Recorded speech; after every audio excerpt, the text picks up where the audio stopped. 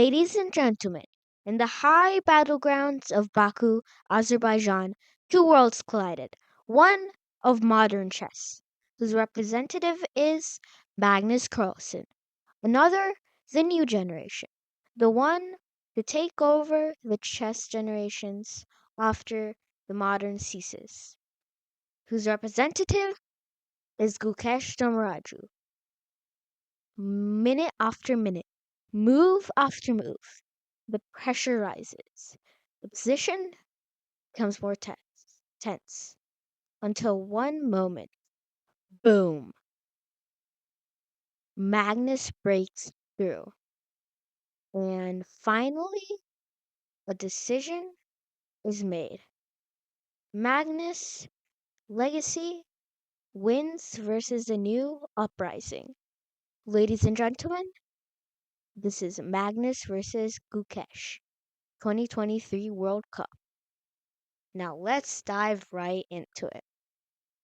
So, as I mentioned before, we have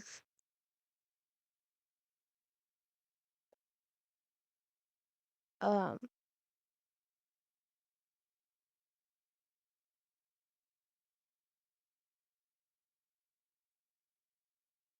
Daddy, there's something wrong. I can't uh like make the chess moves.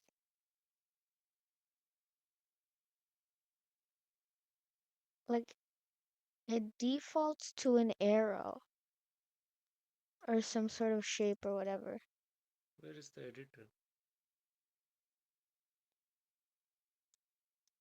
I can't move the pieces.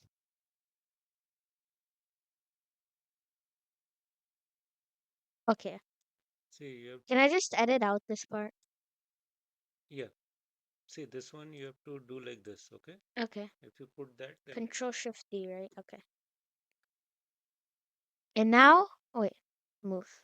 Go away. Get out. Out of here. Wait, no fear. Oh, I can still see you.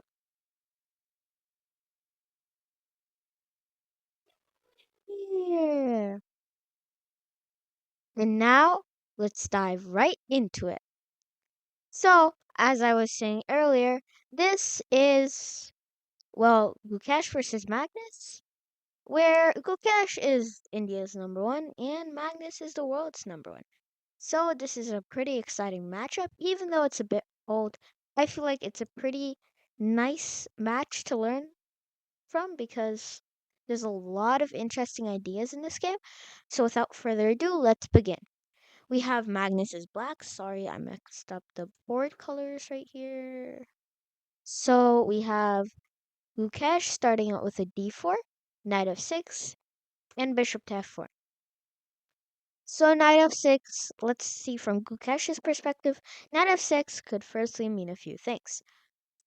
Magnus would like to play the Grunfeld. Oh no, what is that? The Grunfeld and be more aggressive, which is the more common option. Or Magnus being Magnus would just play the King's Indian. Or also maybe he'll play the more common um Nimzo Indian perhaps? Wait, let me just the more common Nimzo Indian where he tries to play bishop b4, you know, this kind of opening. Or maybe he'll go with being Magnus and play the Queen's Indian. The Queen's Indian is similar to the King's Indian, except exceptionally smart chess opening namers, I don't know who it was, decided to use this logic. King, King's Indian. Queen, Queen's Indian. And as we can see this logic, they probably had IQs near to 200 or maybe close to negative 200. So, the Queen's Indian, as I was explaining earlier, is sort of the King's Indian, except I don't know much about it and like it's kind of a more freestyle opening rather than the King's Indian because in the King's Indian, the basic idea is that while white attempts to play on the queen's side, that's a bad move. As white attempts to play on the queen's side, black will attempt to play on the king's side and start an attack. And you may ask, this is kind of bad because what if white castles queen's side? The problem with that is that it does escape a black's fury on the king's side, but white can no longer push his pawns because it's too risky. Same thing for black. If he castles queen's side, I don't know why he would castle queen's side. Maybe you would say that he would have a better attack, but he is now more vulnerable to white's offensive moves. Oh yeah, I got these cool ears by the way. Watch this, watch this. So like just white can come down here if black decides to castle queenside, and dot dot dot with a pretty good attack for white. So instead of g6, e6 is kind of the same idea, except as you can probably tell with some basic conclusions, black is no longer attempting to play on the king's side, like with the previous King's Indian defense, but instead wanting to play on the queen's side. And I can change arrows. Watch this, watch this. On the queen's side, where now when white attacks, black is better defended because of this beautiful structure down here, which is pretty good at defending against the pawn attack. So we have bishop to b7, and now a typical idea is f3. Because in regular King's Indian opening, there's a really popular variation which you've probably heard of, which is called the fianchetto opening, where white kind of copies black and gets the same kind of fianchetto, and it's trying to say that I have a better center with the same setup, so I am probably better. While black is saying that you're not exactly better because I can prove that your center is slightly overextended and can't really help you that much. So we have b6, knight to c3, bishop to b7, and f3. This is the typical idea. Since white can't develop the bishop to g2 in the fianchetto style because of the new bishop here, I need to learn how to use these arrows. Whatever. White can play f3 and e4, and his idea is that unlike the King's Indian opening, if he did this in the King's Indian, things would be different because this is called the anti-Grunfeld, by the way, I think. Because this pawn structure doesn't really affect black that much, but in the Queen's Indian, in this kind of setup, the bishop will now be blocked with e4. And the bishop is kind of rendered useless. So this is one of the cons of this opening. But there is some ways to fight back because black obviously isn't going to sit around and watch a YouTube video on his refrigerator. So we have a6, and black's idea is kind of to wait here because see, white may have this beautiful center, but he can't push it. I'll show you some examples. A6, let's imagine d5, takes, takes, and now this pawn is pretty much just a target. Bishop to b4, and black basically just wins the pawn. And yeah, unless you want to play bishop to c4, where you get in all sorts of trouble because your king isn't castled, and even if you make it out, it's not going to be pleasant because, yeah, uh, black is kind of just coming down. Yeah, not pleasant at all. So, unless you want to lose, well, your life, you must lose a pawn. And if you decide, ooh, free attack horsey, then your bishop is blocked, which is just bad. I hope I don't need to explain this to anyone. So,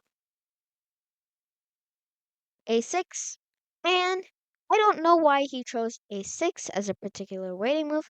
This is should never try to do these weird grandmaster kind of moves. Play bishop to e7, and castle. Nothing wrong with it. There's really nothing black white can do.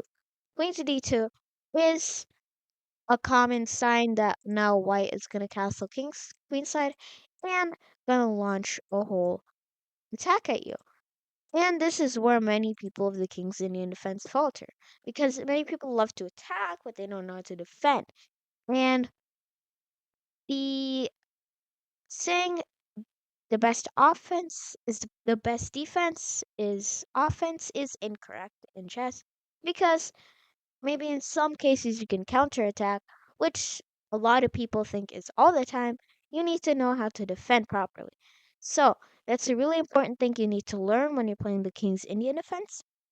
So I guess learn it. I mean, what else can I say? So we have d5, and now black is going to attempt to break out of the structure. You may say this is a free pawn, but actually you would be falling into white's trap, because now there is this really cool move into e3, and the idea is that now after you back up to, for example, b7, uh, there's this slidey move which Iwi would call amazing. Search on Max Iwi. He's a really cool guy. He's my favorite world champion. Um, the pawn is under attack and the knight is under attack, because if you move the pawn, then the knight dies. Not the knight dies, but like you lose your life. So the same thing. So let's go back a bit, and we have bishop to b4. And usually in the Queen's Indian, this is a common idea. In the Nimzo Indian, this is literally the idea. The King's Indian doesn't support this a lot because d6 is usually played, because e5 and c5 are common pawn picks. But this is a pretty cool idea in the Nimzo Indian that we King's Indian players sadly do not have. We are deficit of. But it is sometimes very useful, but in other times, see the idea here, many people tell you not to trade the bishop for the knight. That is true in most cases. You should listen to them. But in some specific openings, like the Queen's Indian and the Nimzo Indian, you trade this to do something bad to your opponent's position. But don't go always trading off your bishop for the knight because I told you to for some reason. Just think about the cons that you get and the pros you get. I like to compare it with five positions, five types of ways. This is not Anna Cramling's K-maps. It's kind of different. So I am going to just write it here. So number one, king safety slash material. Actually, king safety. Because king safety is a really underappreciated thing that not many people think of. Number two, material. Material is the second most important thing, of course. Many people prioritize it as the only thing on their list, but like that's not the only thing that exists. Number three, pawn structure on top. If you are equal in material and in king safety, like you're castled on both sides, do not attack on the king side. Just don't. Think of ways you can improve your pawn structure. By pawn structure, I mean these little guys. Yeah, these little guys can actually make a difference. I'm not going to make a whole tutorial, but the basic idea is that some pawn structures allow for weaknesses in other pawn structures, but some pawn structures, all pawn structures, may I say, have weak squares, which the opponent should take full advantage of, which you should take full advantage of too. Number three, um, for pawn structures, these pawn structures can prove actually vital because there are a few important ones where actually it's so bad for the other side that you can actually win a few pawns if you play precisely. And then there's the kind of look bad structures, but if you use them right, they're not that bad. So search up like isolated pawn, hanging pawns, etc., etc. Let's go back to our list. Number 4, space. I think space is not very important, but actually, no, I'll make this maneuvers. So this is not a common category you hear of, but it's actually a really important one that I feel like is really underappreciated. So by maneuvers, I mean specifically, I don't mean always knight maneuvers. Knight maneuvers slash maneuvers are also really common. So say knight maneuvers slash queen maneuvers. Because there is piece placement, but piece placement originates from maneuvers. Because when you place a piece on a better square, you do that via maneuvering. So that's just maneuvering. And it's better thing to think of as maneuvering because it sticks in your head more. Let's say right now, just choose a random piece and like this rook and another snook. Choose a knight, start off with, and think either of these knights where it would like to be. You might say, oh, I would like it on c4. And imagine that all your pieces that can eliminate it, eradicate it, are gone. You'll think about that later. I would love to go on c5, I think this is. No, that's c4. Because this knight is kind of active here. So now you think of maneuvering. So c4, what I like to do is I draw all the possible knight moves that come from c4. And then I choose my knight and I put all the possible knight moves in a different color. And then with practice, it'll come for you, but you should try to be looking at which square it'll come from. And here, I see with practice, here, here, or here, here. Now, you have to think about which one is achievable. That's step 3. Okay, I am just going to like eradicate all these lines because they're being really annoying. And I'm just going to play like a normal. I'm just going to play a random move. This is for absolute instruction. Do not think it as a move because those lines are getting annoying. So, as you were talking about, there was um this idea. Oh wait, wrong color. This idea where you go to z4 or via a4, a5. So, if we look at which ones work, this square is not really open, and but a5 is pretty nice. So, knight to c6, knight to a5, knight to c5. And that is probably your plan. But now you have to consider what pieces attack that square. Immediately, if it was a pawn, you should note that earlier. I forgot to mention that. There's a pawn, there's no way you can do anything. Unless you get a pawn break, which is pretty rare, so we're going to put that out of the way. This is a bishop. So we could do this if we had another pawn, which we luckily have b5. So your plan would be, I'm just going to draw it in that arrow, would be knight to c6, knight to a5, knight to c4 with b5 before that. And you can get dream position. And that's my 4 list. Unless there are some rare cases where you have to have um think about I'll not include it, but initiative too. You may question why I'm putting initiative at the bottom, but it's not how you spell initiative. But it's actually not very important, despite what people say. It's attack, but attack really comes from king's safety. So initiative, yeah, I don't like it that much. Well, what's your opinion on where you place initiative? But for me, it goes at the very, very bottom. Well, let's continue because I'm like spending a lot of time for no reason. And bishop to b4, a3. We trade, and now black. Hey, white was a3, and you may say that white lost a pawn. Well, no, because white has this really sneaky move. The idea is that you may say, oh wait, easy, take. Problem is that it's not that easy because now there's like queen to d5 and this bishop is going to be locked out. This queen battery is giving chills in this diagonal. So the easier way to do it is just d5. When you sacrifice another pawn, you gain the g7 pawn. I don't know specifically why Magnus really didn't take e5. Perhaps he was scared of this and he was like, oh, this is kind of scary. I mean, maybe I would say that too. I don't really know. I don't think I would play e5, probably because I don't want to risk it like Magnus.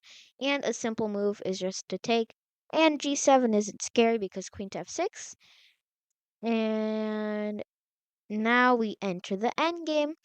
And you should probably know, but this is Magnus's main prowess. He is the best at endgames. I will not stand for any other opinion. Gary Kasparov is the best at endgames. No, he isn't. So even with this disadvantage for Magnus, well, it is a real disadvantage. White is probably really bad in terms of tactical play. I mean, black is really worse in terms of practical play, but for Magnus, this is probably like a -5 advantage because Magnus is Magnus, and even if we knew like all the secrets about endgames, there's no way you can do this. There's literally no way. So king to e7, we can sacrifice the pawn. Not really sacrifice, you're forced to. It looks like that Magnus is just losing his pawns. But actually, Magnus, firstly, hasn't lost a pawn. And this bishop, who's been moving a lot, losing tempos a lot, has been finally sealed to its fate. Knight to h5 will come, and this bishop is actually going to meet its fate. Now, you might say, why didn't he just play knight to h5 immediately? Well, it's because there is bishop to d6, and actually, Gukesh is barely able to escape. So to prevent that, Magnus is just going to prevent the check, even though he disconnects his rook. I mean, he's not really in a hurry anyway. Fe4, knight e4, attacking the knight now.